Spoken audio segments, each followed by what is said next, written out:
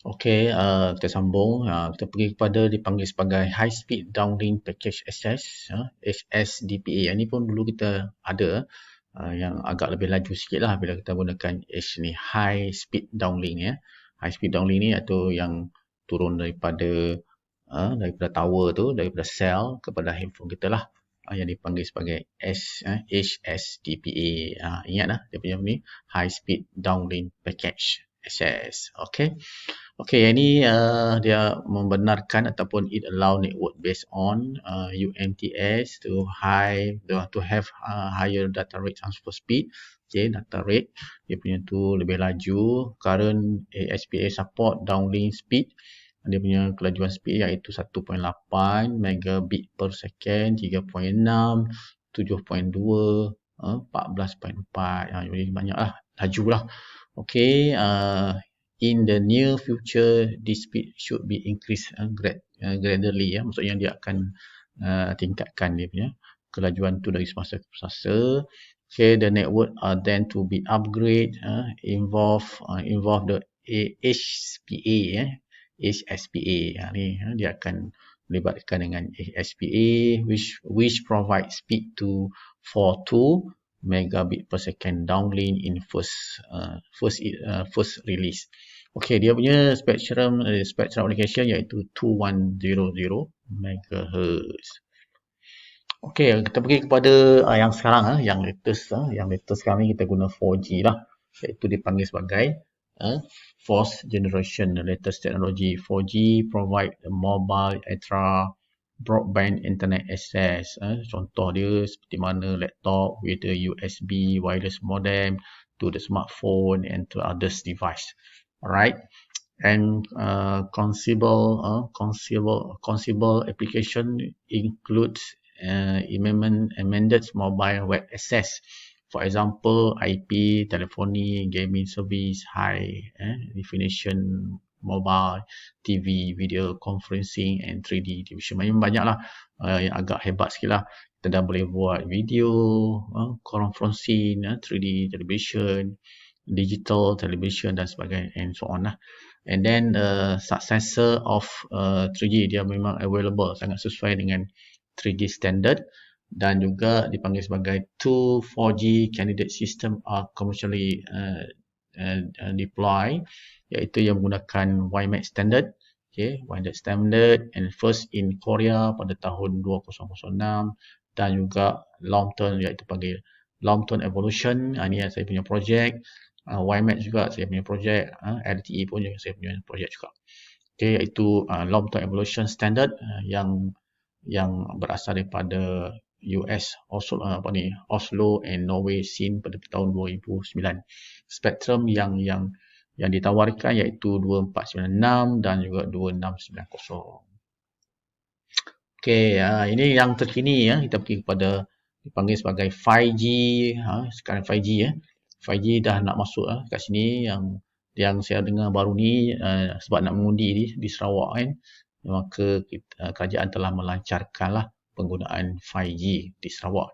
Yang dengan cerita negeri yang pertama lah yang akan menggunakan 5G ya, iaitu Fifth Generation Mobile Network ataupun wireless system. It's namely denote that the major phase of mobile telecommunication standard beyond the 4G and then ataupun IMT advanced standard effective SIN 2011. Maksudnya dah mula lama dah, cuma tak sampai kat sini lah.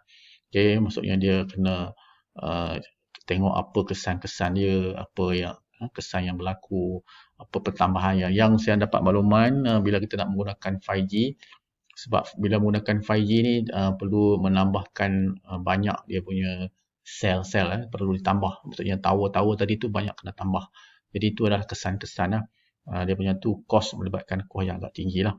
Memang bila kita menggunakan 5G ni memang laju lah, sebab kita punya sel downlink tu pun downlink and uplink dia punya dia punya frekuensi pun dia punya fast, dia punya rate dia punya kelajuan dia tinggi. Tu yang kita tengok lah menggunakan 5G ni yang public by telecommunication standard police yang melibatkan dengan 3GPP. Iaitu kita panggil third generation partnership project, ataupun yang selebihnya itu YMAC Forum ataupun itu ARC. Okay, and then the new standard ataupun dipanggil new release beyond 4G are progressed by the standardized bodies, but are not considered as new mobile generation at this time. Maksudnya kalau 5G ni masih dalam belum di-release lagi lah untuk dapatkan 5G. Tapi mungkin akan dalam masa terdekat ni kita mungkin akan guna 5G lah. Alright. Okay, ini adalah contoh-contoh dia punya Malaysian 2G spectrum allocation seperti mana yang saya beritahu tadi. Ini adalah location lah. Kalau you tengok sini boleh tengok kemudian lah. Maxi, Digi, Celcom dia punya spectrum ataupun dipanggil lower band, upper band. Okay. Kat mana frekuensi itu duduk. Jadi itu yang dipanggil sebagai spectrum allocation. Okay, ini 3G punya allocation. Tengok dia punya nilai dia. Contoh yang kita ambil Celcom 2140 hingga 2155. Itu dia punya location lah. Dia tak boleh ganggu orang lain lah. Okay, itu dipanggil frekuensi yang kita dah locate untuk dia. Alright.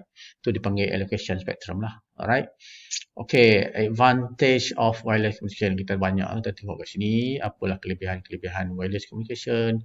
Okay, adalah mobility, boleh bergerak, freedom. Dalam kereta pun boleh bercakap. Dalam ETS pun boleh bercakap. Itu dia kelebihan dia. Easy and less expensive. Maksudnya mudah dan rendah, dia punya cost yang rendah untuk pemasangan, increase reliability. Wireless communication can be available all time and almost anywhere. Okay, emergency alert, ada emergency walaupun masa tu tak ada line apa semua, ada emergency alert disediakan khas untuk wireless communication. Ini untuk keselamatan. Okay. Dan juga keburukan pun ada. Okay, keburukan ini adalah radio signal interference, maksudnya pertindahan frekuensi yang terlalu banyak lah. Kalau you tengok kat sini pun bersilang-silang dia punya. Dan mungkin ada cross talk, mungkin ada gangguan-gangguan lah. Kadang-kadang kita bercakap tu ada orang bercakap, ada berlaku. Ini dipanggil interference frekuensi lah. Okay. Mungkin kita akan dapat satu ataupun lebih signal dalam akan wujud dalam kita punya inilah telefon. Okay, keselamatan, dari segi keselamatan, security mungkin lebih unconstrained nature communication medium required issue of network security address. Dan dari segi keselamatan pun perlu diambil kira. Health risk, keselamatan kesihatan pun, sebab dari segi kajian bahawa bila ada frekuensi yang terlalu tinggi, dia ada satu dipanggil dia akan ada radiation dipanggil high radiation lah. Dia lebih panas sebenarnya. Kalau kita frekuensi tinggi ni dia lebih panas. Sebab itu kita ada microwave untuk masak kan. Microwave-nya tu bila terlalu banyak, bila kita letak handset kita dalam megahertz dalam poket, kita akan rasa panas. Itu dari segi kesihatan. Limit spectrum available lah for communication. Mungkin ada limited spectrum akan berlaku lah. Right.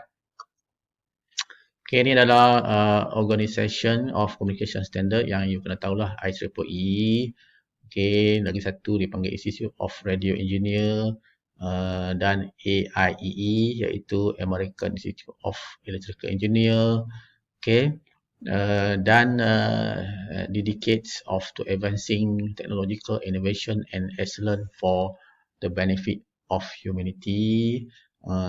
Inspire of global community through IEEE higher site publication, conference, technology and standard and education activities. Ini adalah dia punya organisation communication standard lah. Kamu boleh tahulah, boleh tengok IEEE, tengok IRE, apa dah ni semua dah tahulah. Ini semua melibatkan dengan pertubuhan komunikasi lah. Alright. Dan juga kita ada juga dipanggil sebagai leading standard making organisation in the world. IEEE perform its standard making and maintaining the function. Maksudnya dia memanglah IEEE ini sebagai satu badan yang yang memberi yang membuat keputusan dan sebagainya lah. Dia panggil sebagai IEEE Standard Association, IEEE SA, dan juga kita panggil IEEE Standard include power, energy, biomedical, healthcare, information technology, telecommunication, transportation and so on. Alright. Okey, ada lagi dia panggil sebagai International Telecommunication Union, E2. Banyaklah data yang boleh dapat daripada sini. A special agency, ini adalah special agency United Nations which is responsibility for information and communication technology. Coordinators share global use the radio spectrum promotes international cooperation in assigning satellite orbit. Ini melibatkan dengan satellite orbit dan sebagainya lah. Okay, the works to improve the communication infrastructure in the developing world. Ini semua kerja-kerja yang melibatkan itulah International Telecommunication Union. Okay, assist membantu in the development and coordination of worldwide technical standard. Inilah ini punya tugas-tugas dipanggil itu ni . Okay, dan juga dia juga itu juga comprise 3 sektor yang melibatkan, iaitu contoh je radio communication standard, E2T ataupun E2R, dan juga development iaitu E2D, development lah. D itu adalah standard, R itu adalah radio communication. Okay, itu juga aktif dalam including the broadband internet, latest generation of wireless communication, aeronautical and maritime navigation, radio astronomy, satellite based and so on. Banyak yang terlibat sini, VI, telecom, TV, broadcasting, network generation, network dan sebagainya. Ini semua dalam ITU lah, itu. Okay, ini adalah Malaysian Communication Multimedia Commission. Kamu tahulah ini kita ada badan Malaysian Communication Multimedia Commission. Dia bertugas sebagai mengawal semua komunikasi lah dalam Malaysia ni.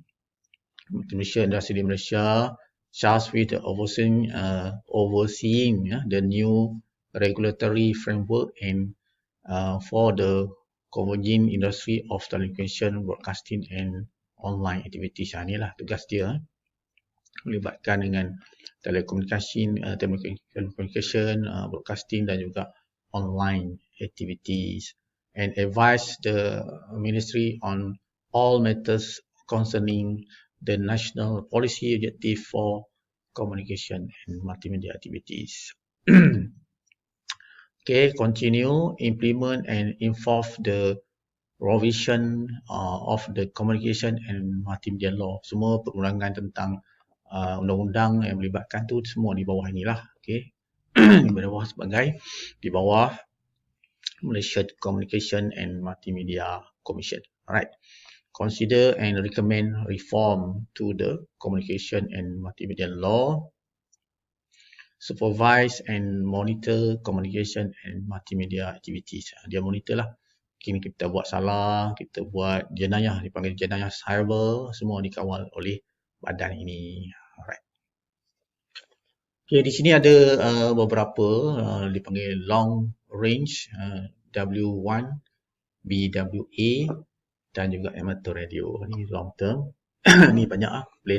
Boleh tengok nantilah sebab kita diperuntukkan masa yang tak banyak. Okay, di punya application pun ada kat sini menggunakan WAN, LAN, bukan kawan kita tu, LAN bukan LAN kawan kita lah. Ini local area network dan juga wide area network. Yang dia punya kegunaan dia adalah untuk WiMAX, UMT, CDMA, JSM dan sebagainya. Okay.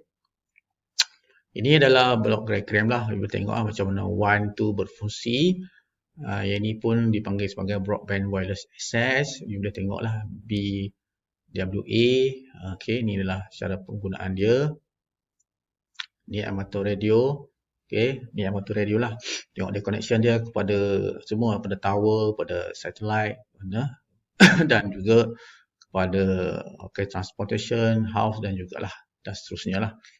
Okay, ini adalah short range. You dah tahu dah ni Bluetooth banyak guna ZB, RFID dan sebagainya. Ini dipanggil short range, jarak dekat. Okay, ini adalah penerangan tentang dia lah. Bluetooth, alat-alat dia, ZB, you boleh tengok nanti kalau saya bagi share slide ni pun boleh tengok lah. Okay, ini dia punya bentuk. Ni dipanggil radio frequency identification, RFID. Ini saya buat projek tentang ni sebelum ni. Okay, itu saja yang saya dapat share dengan